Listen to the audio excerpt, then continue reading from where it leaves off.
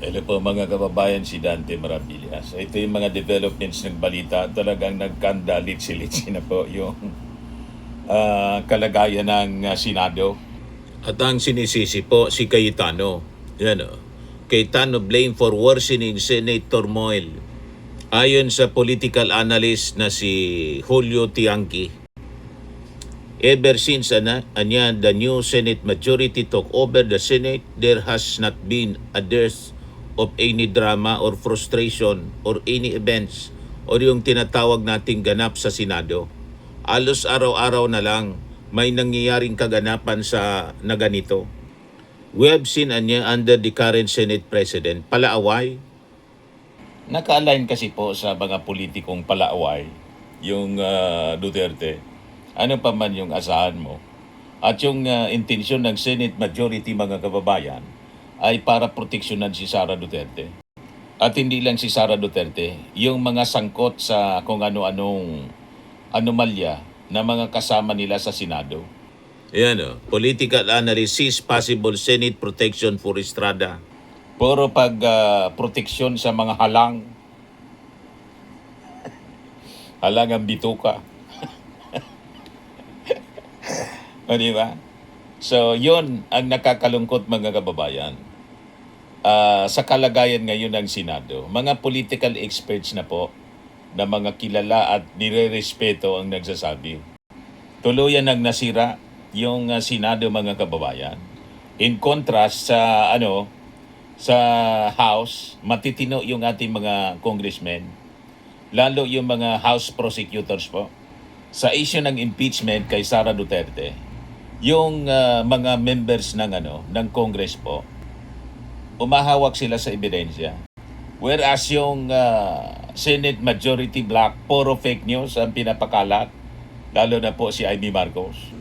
So habang yung Kamara mga kababayan, nakikita natin, ay tumatayong tagahanap at tagaganap ng para sa katotohanan o yung tinatawag na truth finding body sa pamamagitan po ng transparent at live stream na paglatag po ng mga ebidensya.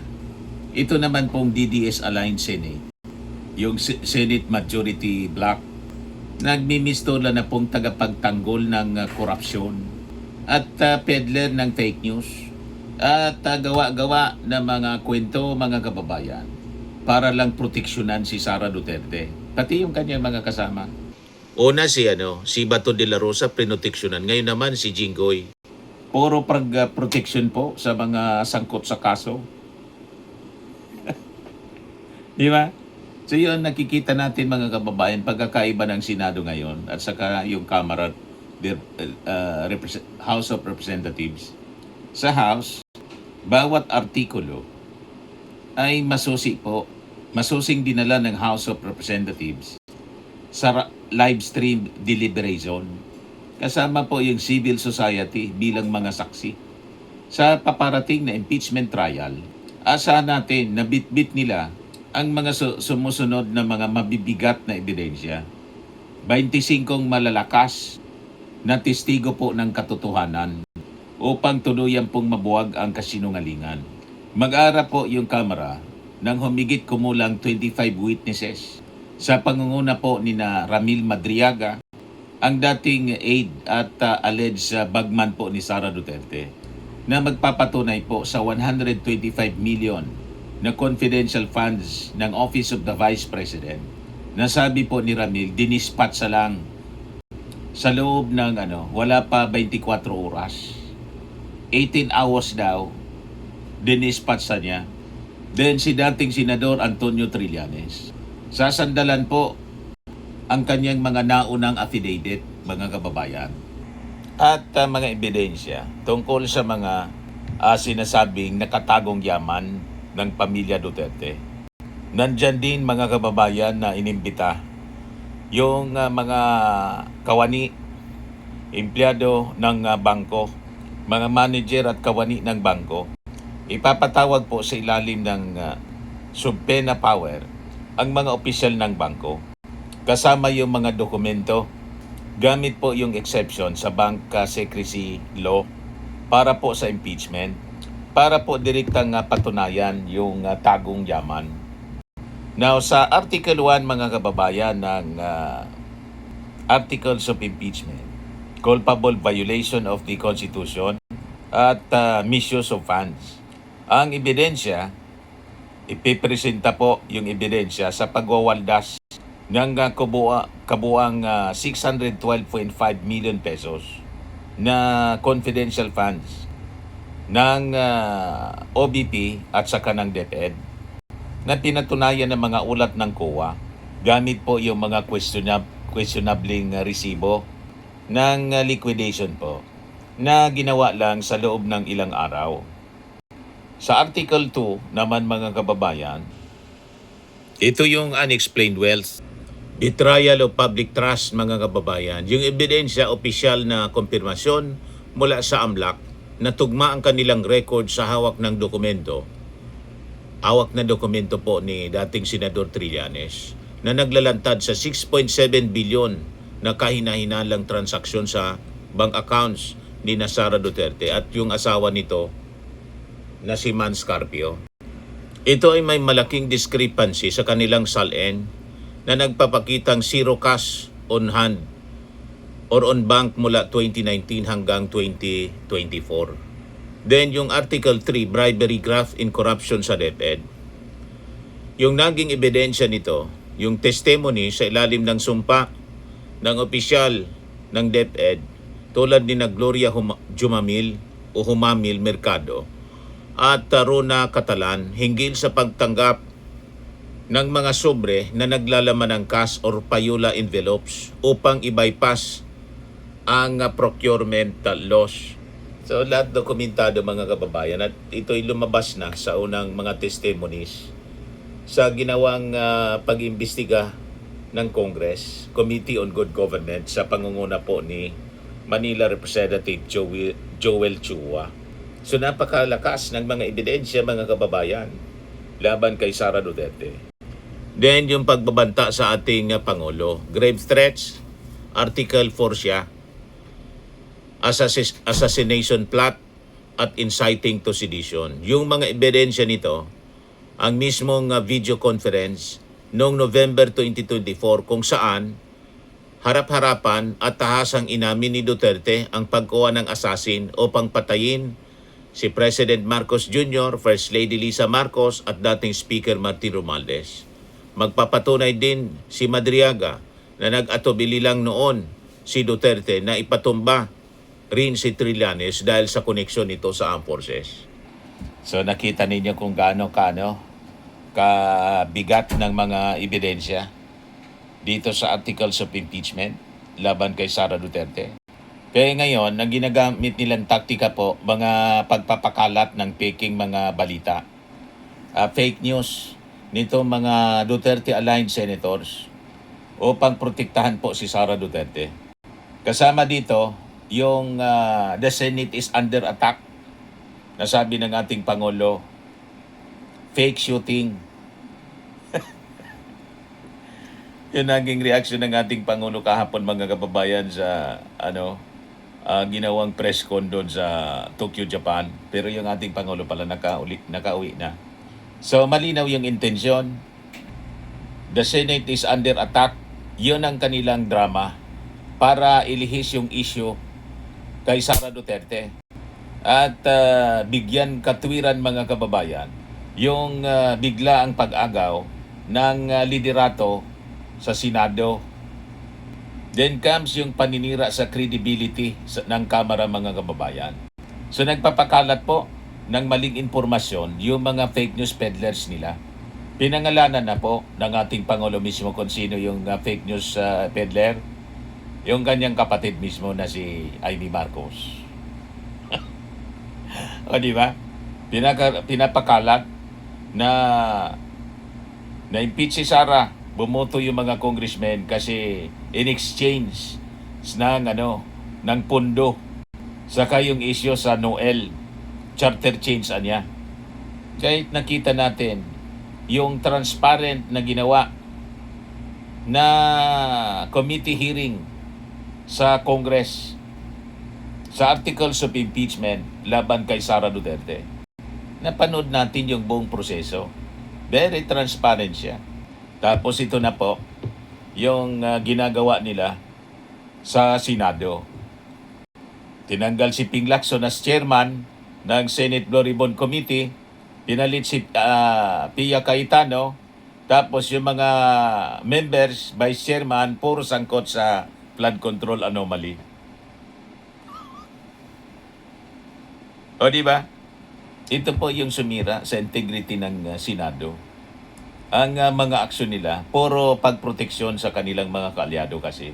So naghain yung majority senators ng mga nakakatawang argumento gaya ng pagsulong nila, mga kababayan, ng absentee voting para lamang bigyan ng pagkakataon na makapag-participate pa sa sesyon nila ang isang tumatakas na member ng majority sa pananagutan sa batas, isang puganting senador na si Senador Bato de la Rosa.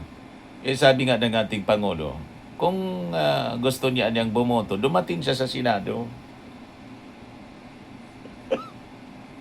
Hindi conforme yung ating Pangulong Bongbong Marcos na Zoom meeting, teleconference. Puro ito dinisenyo nila para sa kanilang sarili at kay Sara Duterte, mga kababayan. Yon ang malinaw. So ang style ngayon ng Senate majority ay parang yung mga ginagawang propaganda ng PGMN. Sa halip na sagutin yung mga dokumento at ebidensya ng AMLAC pati ng Commission on Audit, dinala po ng DDS Senate majority ang diskurso sa antas ng drama, emosyonal at pananakot at pag-imbento ng mga chismis gaya ng pinakalat ni Amy Marcos na term extension daw ng presidente. Noel. Yan lang talaga po. Para lituin at lasunin yung isipan ng mga tao bago pa man magsimula po yung impeachment trial laban kay Sara Duterte. So ito yung mga pinapakalat nila. Nagpa-presscon pa si Amy Marcos. So hindi mo maalis yung pag-question ng taong bayan sa integrity ngayon ng Senado. So ang credibility ng Senado bilang impeachment court, pinagdududahan na tuloy ng ating mga mamamayan. So sa isip ng ating mga mamamayan, paano magagawang magsilbi bilang isang patas na impeachment court ang Senado ngayon kung ang mismong pamunuan o yung majority block nito ay gumagamit ng mga panlilinlang, pag-imbento ng krimen tulad ng the Senate is under attack at peanut gallery, theatricality para lang umiwas sa diskurso ng batas. So yan ang malaking tanong, mga kababayan. Ang pag-imbento po ng gun attacks para po bigyang katwiran ang isang oportunistang Senate coup, malinaw pong indikasyon, mga kababayan, ng mayoriya hindi na po ginagabayan ng konstitusyon, kundi personal at political na interes para po sa pamilyang Duterte. Sa ilalim po, mga kababayan, ng mga prinsipyo ng batas at katarungan, ang sino mang humaharap sa paglilitis na may maruruming kamay ay walang moral authority na magpataw po ng hustisya. Tama po? Ang pagtalaga, mga kababayan, sa mga vice chairman sa Blue Ribbon na mismong nabubuhay at nasasangkot sa mga mabibigat na akasasyong kriminal ay isa pong tahasang pambabastos sa diwa ng public accountability. Imagine, yung vice chairman si Jinggoy at saka si Marcoleta, parehong naharap po sa plunder case. At yung mga members, si Chis Escudero, si Bongo, si Mark Villar, ganun din yung mga kinakaharap, mga kababayan. At mas malala pa, yung pag-imbento ng mga nonsensical arguments, gaya ng absentee voting para lamang po bigyang daan at konsintihin ang isang takas sa batas, positive, na may kasong crimes against humanity, si Bato de la Rosa. So ito po ay isang nagpapatunay po ng isang baluktot at tiwaling karakter. Hindi po ito pagtatanggol sa batas. Ito po isang institutional obstruction of justice upang gawing mga kuta ng takas at kriminal ang mismong Senado. Sa aspeto mga kababayan ng batas, ang mga ebidensya na nakasulat o dokumentaryo gaya po ng COA audit reports sa pagwaldas ng milyon-milyong pera ng bayan at yung opisyal na AMLAC bank records ng bilyong-bilyong piso ay ito pong tinuturing na indisputable evidence na hindi po kayang tapatan ng mga emotional drama o gawa-gawang chismis lang sa telebisyon. Ang pagpili ng Senado na maglunsad ng mga chismis gaya po ng gawa-gawang kwento na no election, extension ng term ng Pangulo, sa halip na sagutin mga kababayan, itong mga dokumentadong ebidensya ay isa pong pag-amin ng kanilang kawalan ng legal defense. Ginagawa nila mga kababayan na perya yung ating institusyon dahil po alam nila na sa oras na ang ebidensya na hawak ng Kamara ang magsalita, wala na pong legal na argumentong makapagliligtas pa kay Sara Duterte. So ang katotohanan mga kababayan, hindi po yan nare-revise ng drama. At yung mga ebidensya ng korupsyon, hindi po siya mabubura ng mga peking balita. Kung ang tanging depensa po ng mga DDS-aligned senators para kay Sara Duterte ay yung mga gawa-gawang the Senate under attack, yung mga kwentong ganon. At pagpakalat ng fake news tulad ng ginagawa ngayon ni Amy Marcos na mismong sinupalpal ng kanyang kapatid na si PBBM, pinatutunayan lang nila na sila po ay mga tagapagtanggol ng sindikato at hindi ng batas. Tama po mga kababayan. Sabi ng ating Pangulong Bongbong Marcos, napanood ko anya yung nangyayari sa Senado. I watch it with horror. Ganun na ba niya kababa yung level ng mga senador ngayon? Yun ang sabi ng ating Pangulo. Sabi dito, I look at my other fellow senators. Madalas kaming nagtitinginan ni E.S. Ralph. Ganyan na ba tayo? Ganyan ba tayo noong senador tayo? Mayroon ba tayong ganyang ginagawa? Sabi po ng ating Pangulong Bongbong. Hindi tayo ganyan. Paano nangyari? Yung Senado hindi nakagaya nung panahon natin dahil nagpe-personala na eh.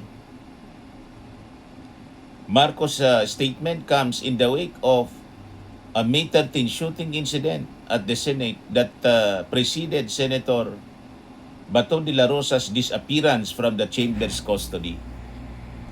Nagbago eh. Tapos narating pa tayo sa putukan.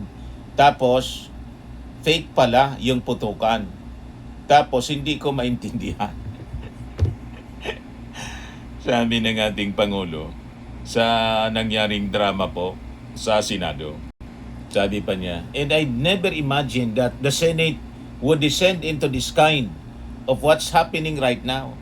Naging personal, ang babaw na ng usapan. Dahil ang kwento ko nga, yun ang mga kwento ng mayroong mga senador na pag mayroon kaming pinag-usapan na sa trabaho, hindi kami nag-agree talaga.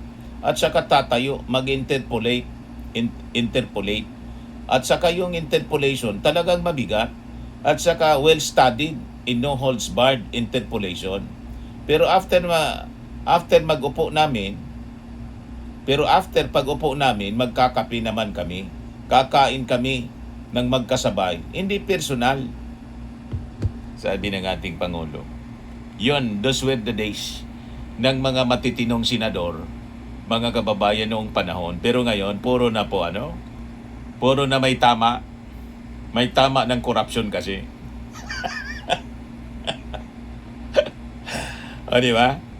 Kanya-kanyang proteksyon sa sarili. At siyempre, sa kanilang leader na sinusunod, si Sara, gusto nilang proteksyonan. Yan po yung malinaw dyan.